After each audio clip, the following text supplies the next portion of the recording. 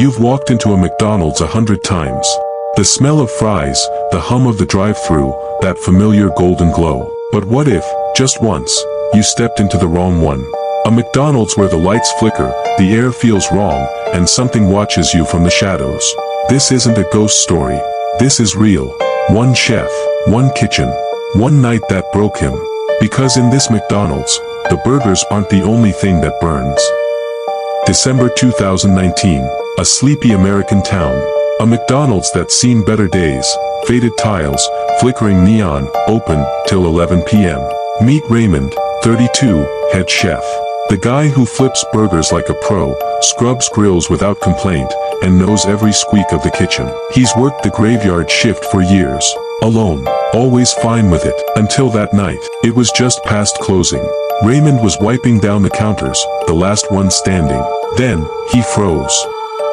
By the walk-in fridge, a shadow. Not a person, not a reflection, just a shape, tall, jagged, wrong.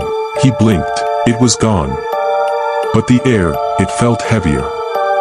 Like someone was still there. Raymond chalked it up to exhaustion. Long shifts, bad lighting, his eyes playing tricks. But when he locked the fridge that night, something breathed behind him. Hot, raspy, close. Like it was inches from his neck. I thought it was a prank. Maybe one of the crew snuck back in. I shouted, "Yo, cut it out." Nothing. Just silence. Then I saw it, an old apron crumpled on the floor. It wasn't there before. And it reekers like copper. Like blood. Raymond didn't sleep that night. He kept telling himself it was nothing. But deep down, he knew. Something was wrong with that kitchen. A few nights later, Raymond was back, shaking it off, prepping fries. The fryer was off, stone cold. Then, it roared to life. No switch flipped. No timer set. The oil boiled, spitting like it was angry. Raymond lunged for the plug, but something shoved him, hard, right into the counter. I hit the floor, heart pounding. When I got up, the tiles were smeared. Not ketchup. Not grease. Something thick, dark, red. And it spelled 2 words, "Get out." Raymond ran. Didn't clock out. Didn't look back. He swore he'd never return. But he needed answers. The next day, Raymond cornered his manager. "What the hell's going on in that kitchen?" he demanded. The manager's face went pale. After a long pause, he pulled up an old CCTV clip. Dated 2013. Grainy, but clear enough. It showed a chef, Marcus, working alone. Midnight. He was calm, cleaning the fryer. Then, his hands shook. His eyes went blank. Without a word, he grabbed a vat of boiling oil, and poured it over himself. The scream was cut short. The manager whispered, "They said Marcus was haunted." Like something made him do it.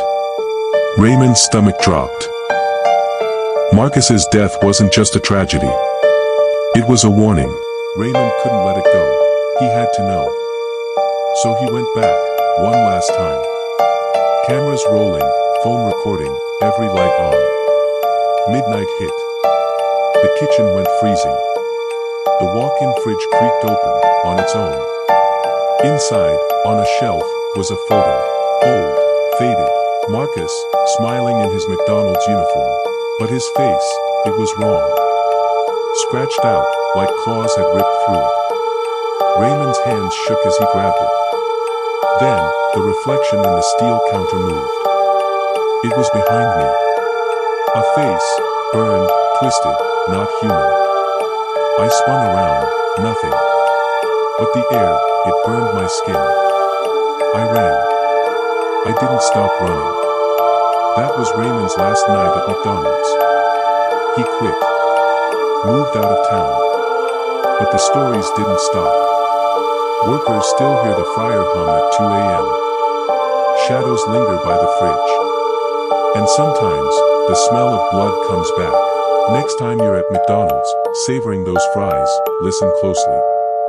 If the fryer hums when it shouldn't, if the air feels too cold, you might not be alone. If this story gave you chills, smash that like button. Share it with someone who's worked a late shift.